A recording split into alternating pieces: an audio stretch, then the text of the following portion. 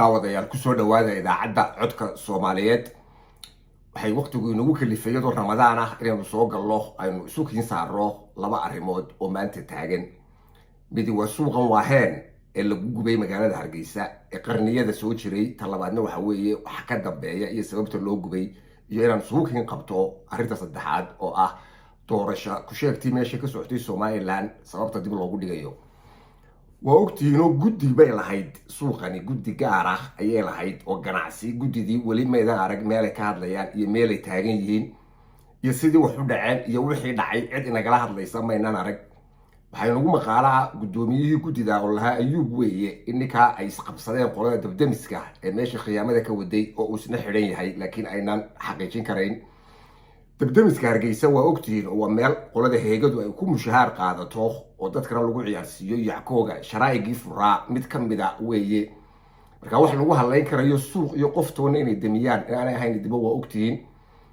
waxa dabkan keenay ee loo diyaarinayaa waxa weeye dhulkan deegaankan uu ku yaalo suuqani ama sharaal ama waaheen sidii loogala wareegi lahaa wax magaratadan magaalada joogta ee loo diiday inay biyaha cabto Israa'iil iyo Falastiin ogtihiin ayaanay ka gaarin xaaladdu inay Yuhuuddu biyaha ka xidhaan dadka Falastiiniyiinta Hargeysana waa ogtihiin kuwii xoreeyay ayaa maanta ku biyala aqbalayna inay biyo la'aanta fadhiyaan 3 bilyan oo dollar oo World Bank ku bixiyeen oo waxa la yiraahdo Somaliland Development lagu bixiyay ayaa lagu hor qaybsaday aan hore shilin looga siinin masiibada maanta dhacday barordiiqeedu ma aha in dadka la hodo masaakiinta ah ee ganacsatada ah ee danyarta ee koryoolaha meesha la fadhiday ee aan waxba haysanin in mashruuc uu ka dul abuurto mar labaad uu kaga macaasho ninkii ku gubay noo gubniinka gali doona xaaladeeda ee Muuse Biixi leeyahay hadana isaga ka dibinaya eelka kii dhigay uu ergootoy ayay ahayd geeraarkii laga tirirayay markii dekada Berbera la xiray ee tiyadii ee laga hadlayay kii iyaga gubay ninku dilay har kuma jiido ee Soomaalidu hore u tiri kii iyaga dilay ayaa hadana la leeyahay isaga ayaa u qabanaya nasiib darrada ugu weyn ee meesha ka dhalatay waxa weeye aqoon la'aanta taala gudidii halkan markii hore ka jirtay ee ganacsigu inay soo baxdo dadka iyadu liis garayso iyadu diiwaan geliso iyadu ay urur samaysato u qaabila lacagta caalamka laga keenayo ta umadu bixinaysaba ayay ahayd laakiin qowleysatadii caalamku World Bank ku sheegay ee IMF tu sheegtay ee la yiri waa burcad waa tuugii maxkamadda taagnaa ee isagoo hadana xaakimkaysu ah isagiiba hadana idii qaybinaya taa lafteeda ayaa mudarro labaad ah iyo nabar culus oo kale ku dhacay waa ogtiino 12 milyan iyo laba kale 14 milyan bay dawladda federaalka ee Muqdisho fadhida imika soo fasaxday isaga gacanta ku haya dhammaan inta soo dhaqaaqdaan dadkii danyarta ahaa ee wuxuu kaga gubteeno madaxtooyada waa inay hor tagtaan idinku caruurtiini dadkiini sida waa Ramadaan waxa ku warwareegayseen isaga idiga gubay waxba gacanta idigu gubay jiraan waan halka inta la hor fadhiisto la isugu yimaado laga noogu qaybi waa ogtihiin idii qaybin maayo lacagta isaga qaadanaya kuwii hore ku nabad galay tii duufaanada ka dhacday galbeedka oo dhan waa ogtihiin uu qaatay tii COVID-19 ka dawadii bilaash ka ahayd in suuqa isaga caruurtiisu ku iibinayaan waa ogeydeen tii abaaraha foosto biyo awal laga waayay tanna waba ka sii daranto waa tii loogu tala galay dhulkan in la idagaga qaado la idina soo hoos galo la idigu soo hoos dhunto ninkan meesha maayirka ka ah ee ina mooge ninba hore loo war hebel waa firiido wuxuu wali meeshu ku fashilmay baan la gaarin ina mooge maanta halkii wuxuu maraya uu ku fashilmi lahaa ama inuu meeyir yahay ay ku cadaan lahayd waayo lacagtan dadka lagula qoray iyo ninka lagula qoray waxay doonayaan lacagtan inay iyagu qaataan oo la dhaqaaqaan guddi madax bannaan oo baadhis ah oo United Nations ka socota la isma weydiin su'aashan meeshan maxaa gubay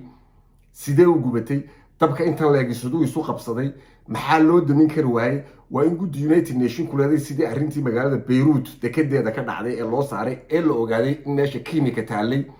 alxanne ka socday ama welding labadaas markay is qabsadeen qarixii meesha ka yimi ee dekeda gubay 50 kilomitir ee Hargeysa ee suuqan waaheen ee sidan degdeg ah isu qabsatay ma kiimika taalay ma batrool baa Muuse Biixi reerkiisu dhigeen lagu gubayo ma wayradan dabka la isugu gudbiyo waayo waxa meesha ka dhacay dab caadi iyo qol gubtay iyo laba qol iyo maqsin iyo bakhaar iyo saddex midna mu ahay imikana waa arkaysaa lababa soo hadal qaadin guddi daakhiliye iska ilow oo taade waxba barka hore inay ka soo baxaan kaba filayno in loo qabto weeye guddi United Nations ka ah oo baaritaan ku samaysa sidii tii Beirut Rafiiq Xariiri dilkiisii ku samaysa arrintani waxay degdeg ii soo xusuusisay markiiba filika inaan hore u galay dabku markuu ka dhacayay suuqa Waaheen 1990 magaalada Moscow ninkii musuq maasuq ahaa ee meeyarka ka ahaa Yuri Lushkov ayaa marba daar weyn gubi jiray habeenkii isaga maafiyada ula socda sida halkan uga dhacday subaxina la baroor diiqi jiray gelinka dambena waxa dhulka laga iibin jiray dadkii baayac mushtarka ah ee galbeedka ka yimid maadaama Soviet Unionki baabay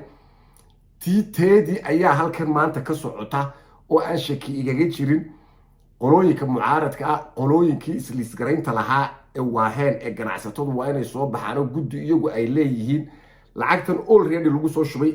14 milyan ee federaalka ee maanta taala madaxtooyada oo Muuse Biixi dhex fadhiyana waa in dadku dhaqaaqaan oo ugu tagaan halka la istubo iyadoo liisaskii la sito la isku liis gareeyay kadibna noo qaybi la yiraahdo waayo isaga ayaa laga doonayaa inuu waxaan dib u dhiso oo gubay taasi mid federaal la saaran maaha mid World Bank saaranna maaha dadku sidoo noolaan lahaa baa la doonayaa waa Ramadaan waa abaar xaruunkii foosho xuma ayaa imika laga soo doogayay intaas oo dhan ma wada xamili kartaa in kasta hore waxa xamilteen waxa iyo wax ka badan ba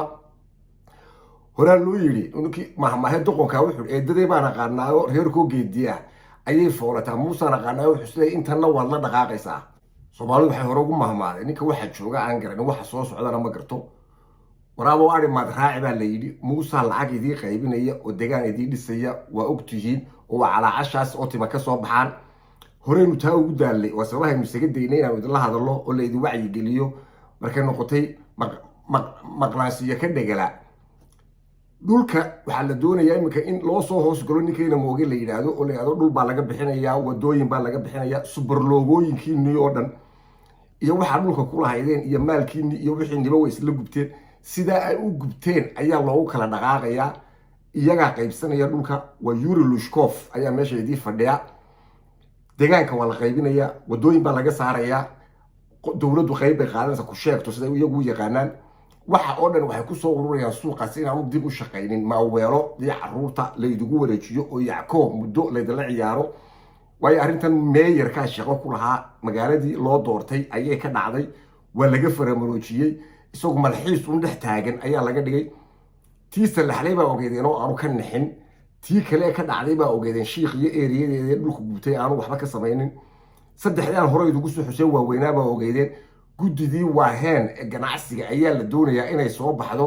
oo lacagtan sidii ay u gacanta ugu qaban lahayd inta imika uu hayo dadka intay liis garayso war u soo qayb la oran lahaa loo heli lahaa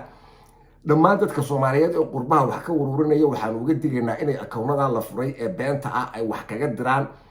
dadka iyaga dadka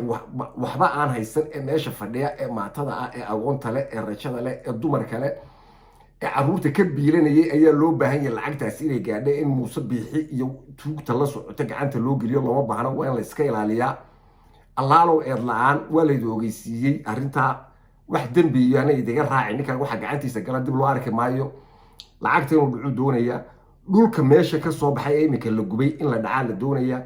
evidence-kii oo dhan waa la burburiyay la isma weydiinin mar kaliya wardabkani muxuu dhacay halkuu ka bilaabmay siduu socday maxaa loo qaban waayay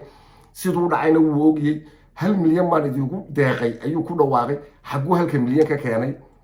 meesha 5 milyan ay ka qaadanayeen subaxii ee cashuurta ah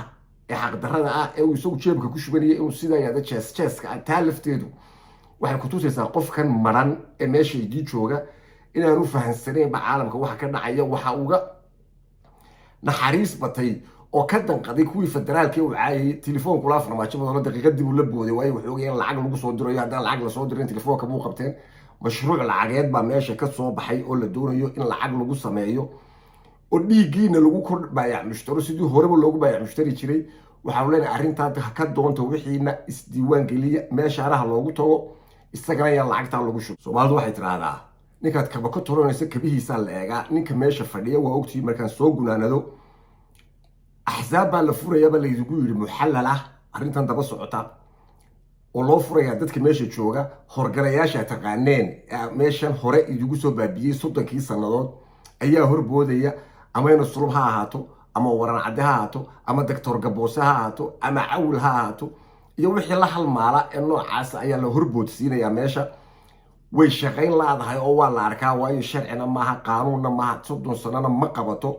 soo dhaaf Muusow intaad joogi karaysay meeshan waad joogtay weeye halka maanta ummaddu taagan tahay waa halkaa in lagu kala dhaqaaqo iyo inuu meeshaa ka soo baxo labadaa mid bay noqonaysaa. hase ahaatee macalcuna soo bixi doonaa weeye. horu arrimahan ugu soo liibaanay 30 sano ayuu halkan ku faanayay dhiiggiina waxbaan dilay ama wax dili kara duca qaadan maayo. doorashadii idinku 10 inta laydiin dhigay yackooga laydiga dhex qaataa idinku lahaydeen tan iminka ku xigta axsaab baan ku furaya dad kale oo muxallil oo ila shaqeeya la soo baxaya 10 sano kale sii joogaya xukun military baan ku yimi wanika ogeydeen ka cararaya harkiisa